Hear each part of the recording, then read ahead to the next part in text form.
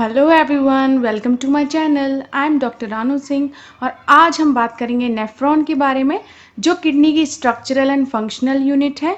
हम सभी किडनी के इंट्रोडक्शन के बारे में पढ़ चुके हैं, तो अब बारी है नेफ्रॉन की। तो नेफ्रॉन को स्टार्ट करने से पहले please like share subscribe my channel. चलिए इसके इंट्रोडक्शन पे चलते हैं कि नेफ्रॉन क्या है। तो नेफ्रॉन क्या होता है? स्ट्रक्चरल एंड फंक्शनल यूनिट होती है किसकी? किडनी की।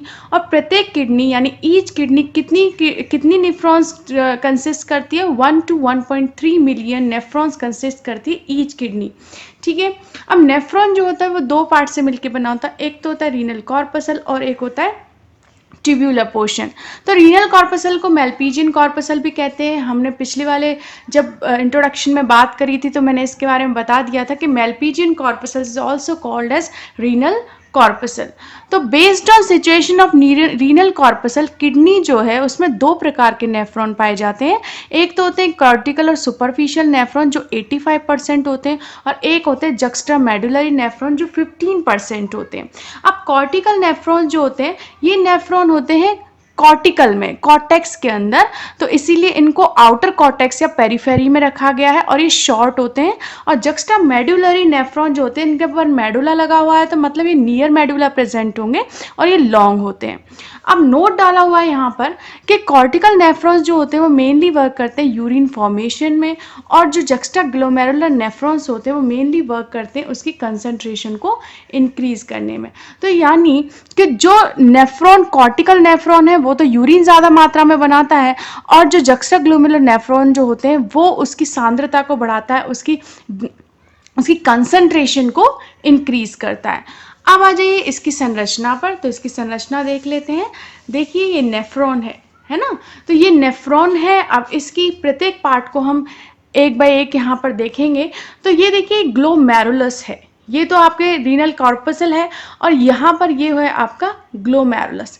ये बाउमन कैप्सूल है और ये ग्लोमेरुलस है। ग्लोमेरुलस को कहते हैं टफ्ट ऑफ कैपिलरीज, यानी इसके अंदर इफ्रंट और एफरंट आर्टीरियोल्स आती हैं। ये तो एफरंट है जो आ रही हैं और ये इफ्रंट है जो जा रही हैं। ठीक है। तो इसके बाद ये जो छलनी जैसी संरचना है, इसे हम कहते हैं बाउमेन कैप्सूल। इसकी दो लेयर हैं, आगे भी पढ़ेंगे। यहाँ भी मैं आपको बता देती हूँ एक बार कि अंदर वाली लेयर को तो पैराइटल लेयर कहते हैं और बाहर वाली लेयर अंदर वाली लेयर को विसरल लेयर कहते हैं और बाहर वाली लेयर को अपन कहते हैं पैराइटल लेयर। पैराइटल लेयर जो होता है ये ट्यूबुलर पोर्शन का कंटिन्यूएशन होता है। ठीक है। ये देखिए ये प्रॉक्सिमल कन्वर्टेड टिब्यूल है, जो एक कॉइल्ड पोर्शन है प्रॉक्सिमल कन्वर्टेड टिब्यूल है। और ये आपकी क्या है? ये हेयर पिन लूप है। ये हेयर पिन जैसी दिखाई देती है, जैसे कि लड़कियां अपने बालों में लगाती है, वो हेयर पिन इस तरीके की होती है, तो इसीलिए इसको हेयर पिन लूप कहा जाता है। और ये है आपकी डिस्टल कन्वर्टेड टिब्यूल, और ये आपकी यहाँ कलेक्टिंग डक्ट से आके मिल रही है। तो ये नेफ्रॉन की संरचना है। अब इसको जो है वो इस प्रकार से तीन भागों को आपने देखा होगा, एक लाइनिंग्स की हुई है इसके अंदर, डायग्राम के अंदर।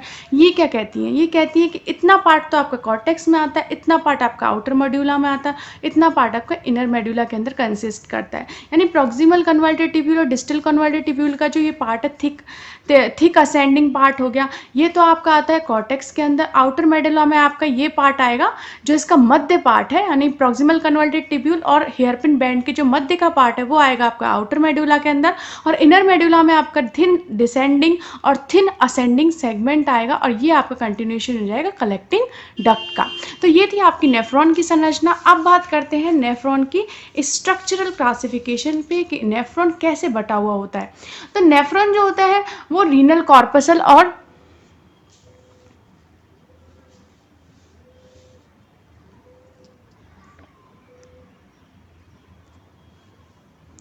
देखिए नेफ्रॉन जो है वो दो भागों में बटा होता है, रीनल कॉर्पसल और ट्यूब्यूलर पोर्शन में।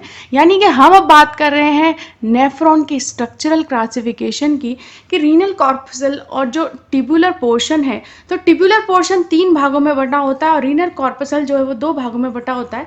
पहला होता है ग्लोमेरुलस और दूसरा होता है बाउमन कैप्सूल। और ट्यूब्यूलर पोर्शन तीन भागों में बटा हुआ है, proximal converted tubule, loop of Henle and distal converted tubule. अब प्रॉक्सिमल और डिस्टल कन्वर्टेड टिब्यूल नहीं बटे हुए हैं। क्या बटा हुआ? लूप ऑफ हैनले तीन भागों में अगेन डिवाइडेड है, descending limb, hair pin bend and ascending limb. आप देखिए डिसेंडिंग लिम्ब जो है वो थिक डिसेंडिंग और थिन डिसेंडिंग में बटा हुआ है, और असेंडिंग भी थिन असेंडिंग और थिक असेंडिंग में बटा हुआ है।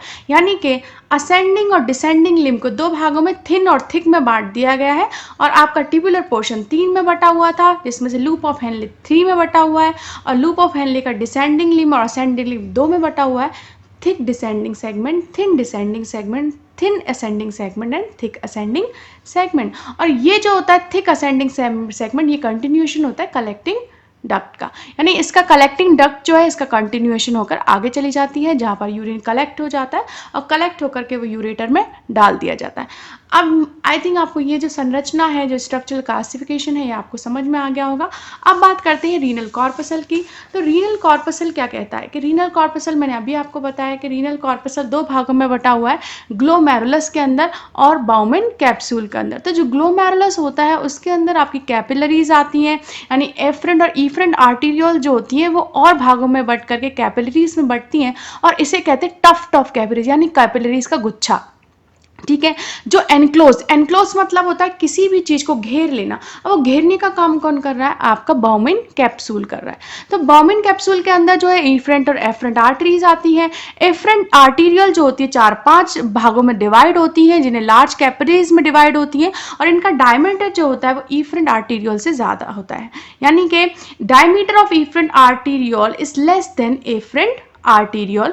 और ग्लैमरलेस कैपिलरीज जो होती हैं वो एंडोथीलियल सेल्स की बनी होती हैं, और एंडोथीलियम के अंदर पोर्स होते हैं। अब पोर्स अगर छिद्र हैं तो ये एक तरीके से फिल्ट्रेशन पोर कहे जाएंगे, जो छलनी के अंदर जैसे पोर होते हैं किसी को छानने के लिए, उसी प्रकार है इसकी एंडोथीलियम में पोर्स होते हैं, और जिन्हें हम कहते हैं फिल्ट्रेशन पोर्स या फिर फेनिस्ट्री। अगर आपको कोई पूछे कि फेनिस्ट्री क्या है तो आप बताएं कि ग्लोमेरुलस कैपिलरीज के अंदर क्या होते हैं? फिल्ट्रेशन पोर्स होते हैं, छलनी समान पोर पाए जाते हैं, जिन्हें हम फिल्ट्रेशन पोर या फेनिस्ट्री कहते हैं। आगे जाकर के मैं इसके बारे में आपसे क्वेश्चन पूछूंगी और आपको आंसर देना पड़ेगा कमेंट बॉक्स के अंदर, और प्लीज उसका आंसर जरूर दीजिएगा।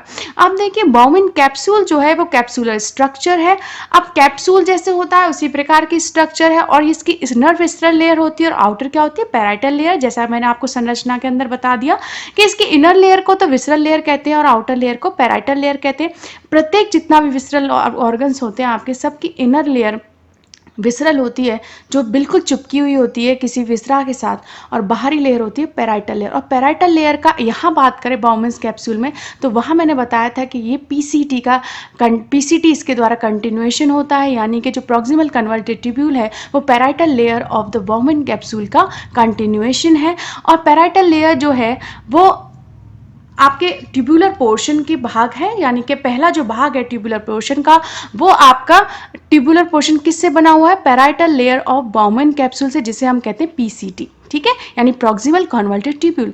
अब इसकी कैपिलरी एंडोथीलियल जो लेयर होती है, यानी कैपिलरीज के एंडोथीलियम लेयर की बात करें, basement membrane of visceral layer की बात करें, और एपिथीलियम जो है आपके यहाँ ग्लोमेरुलस जो कैपिलरीज के एपिथीलियल की बात कर लो, या फिर जो एपिथीलियल लेयर थी, ये तीनों मिलकर के क्या बनाती हैं? फिल्ट्रेशन लेयर बनाती हैं। यानी फिल्ट्रेशन लेयर को अपन फिल्टर मेम्ब्रेन कहते हैं, जहाँ से आपका ब्लड छनता है, जो प्लाज्मा है वो छन जाता है, और प्लाज्मा से छन करके आपका जो मटेरियल आपके ट्यूबुलर पोर्शन में जाता है वो आपका क्या कहलाता है? उस जो मेम्ब्रेन जो है जहाँ से छन रहा है उसको कहते हैं फिल्टर मेम्ब्रेन। तो आई थिंक आपको ये समझ में आ गया होगा। इसका भी मैंने एक डायग्राम बनाया हुआ है, आपको डायग्राम के द्वारा एक बार और समझा देती हूँ इसकी संरचना। तो ये देखिए, ये तो है विसरल लेयर, ये बाहरी है पैराइटल लेयर, ये आ रहे हैं टफ्ट ऑफ कैपिलरीज, यानी कि ये तो कैपिलरीज है, ये आपके एफरेंट आर्टीरियल है, ये इफरेंट आर्टीरियल है, और एक गुच्छा बना रही है, इसे टफ्ट ऑफ कैपिलरीज कहा जाता है। तो ये तो हो गया ग्लोमेरुलस, और ये हो गया आपका बाउमेन कैप्सूल।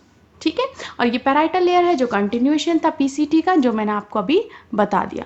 अब बात करते हैं इसकी रीनल ट्यूब्यूल्स के बारे में। रीनल कॉर्पसल के बारे में बात कर ली, अब रीनल ट्यूब्यूल्स के बारे में भी बात कर लेते हैं कि रीनल ट्यूब्यूल जो है एक ट्यूब्यूलर पोर्शन है, नाम सजेस्ट कर रहा है कि एक ट्यूब्यूल है, ट्यूब जैसी संरचना है। और ये ट्यूब्यूलर पोर्शन जो नेफ्रॉन का होता है वो 3 भागों से बना होता है, पीसीटी, एलएच एंड डीसीटी, जिनकी फुल फॉर्म होती है proximal converted tubule, loop of Henle and distal converted tubule. तो पीसीटी जो होती है प्रॉक्सिमल कन्वर्टेड ट्यूब्यूल होती है, कॉइल्ड पोर्शन होता है, जैसे कि मुड़ा हुआ कह लीजिए, या एक तरीके से लच्छेदार अपन कहते हैं, तो ऐसा कॉइल्ड पोर्शन होता है और ये सिचुएटेड होता है आपके कॉर्टेक्स के अंदर, और इसकी जो लेंथ होती है 14 मिलीमीटर होती है और ये 0.5 से 55 माइक्रोन डायमीटर का होता है, और ये कॉलॉइडल एपिथेलियल सेल्स का बना हुआ होता है। यानी कि इंपॉर्टेंट जो पॉइंट्स हैं मैंने वो आपके लिए कलेक्ट किए हैं, जो आपको याद करने हैं, जो आपके थियोरेटिकल पर्पज से बहुत इंपॉर्टेंट है, आपको एग्जाम में लिख के आने हैं, ठीक है। और इसके अंदर कौन सी सेल्स पाई जाती हैं? Brush border cell. ध्यान दीजिएगा, ब्रश बॉर्डर सेल बहुत इंपॉर्टेंट है क्योंकि ये एब्जॉर्प्शन से रिलेटेड है। जितनी ज़्यादा ब्रश बॉर्डर सेल जहाँ पाई जाएंगी वो एब्जॉर्प्शन उतना ही ज़्यादा करेंगी। एलएच जो है वो लूप ऑफ हेनले है। अब लूप ऑफ हेनले किससे बना हुआ होता है? हमने अब संरचना में पढ़ा था जब स्ट्रक्चरल क्लासिफिकेशन पढ़ा था कि इसके अंदर डिसेंडिंग लिम्ब आता है, हेयर पिन बैंड आता है, और इसके अंदर असेंडिंग लिम्ब आता है। तो डिसेंडिंग के दो पार्ट थे, थिक और थिन, और इसमें भी इसके दो पार्ट थे, थिक और थिन। अब देखिए ये इसके अंदर जो पार्ट है यानी कि जो थिक डिसेंडिंग है उसमें भी ब्रश बॉर्डर सेल्स पाई जाती हैं, यानी प्रोक्सिमल कन्वर्टेड टिब्यूल का जो कंटिन्यूएशन है वो होगा थिक डिसेंडिंग लिम्ब, और उसका जो पार्ट जो थिक है उसके अंदर ब्रश बॉर्डर सेल्स पाई जाएंगी, यानी यहाँ पर भी मैक्सिमम अब्जॉर्प्शन होगा क्योंकि ब्रश बॉर्डर सेल्स पाई जा रही हैं। और थिन के अंदर फ्लैटन एपिथेलियल पाई जाती है, हेयर पिन बैंड में भी फ्लैटल पाई जाती है, थिन असेंडिंग में भी फ्लैटल पाई जाती है, लेकिन थिक के अंदर पाई जाती है क्यूबॉइडल एपिथेलियल सेल्स। अब जो टर्मिनल पोर्शन है थिक असेंडिंग सेगमेंट का वो रन करता है between efferent and efferent arteriole, जिसे मैक्यूला डेंसा कहते हैं। देखिए मैक्यूला डेंसा जो है एक ऐसा पार्ट है जिसके बारे में हम ज़रूर बात करेंगे और ये बहुत इंपॉर्टेंट है, इसके बारे में काफ़ी बार पूछा जाता है थ्योरेटिकल एग्जाम में। लेकिन इसके बारे में इतना यहाँ जान लीजिए कि मैक्यूला डेंसा कैसे कहते किसे। जो टर्मिनल पोर्शन होता है थिक असेंडिंग सेगमेंट का जो आपके इफरेंट और एफरेंट आर्टीरियल के मध्य आता है, यानी इसका पार्ट है ये किसका?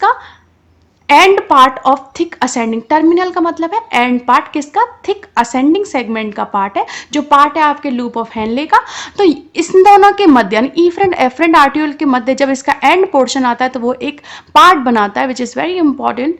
तो फंक्शनली तो उसे अपन मैक्यूला डेंसा कहते हैं। इसके बारे में विस्तार से आगे जाकर के बात करेंगे, ठीक है। अब देखिए जो रीनल ट्यूब्यूल है उसके बाद हम इसके जो डिस्टल कॉन्वर्टेड है उसके बारे में बात कर लेते हैं, जिससे आपका ये टॉपिक जो है आज ही खत्म हो जाए और आपको इसके बारे में पूरी जानकारी मिले।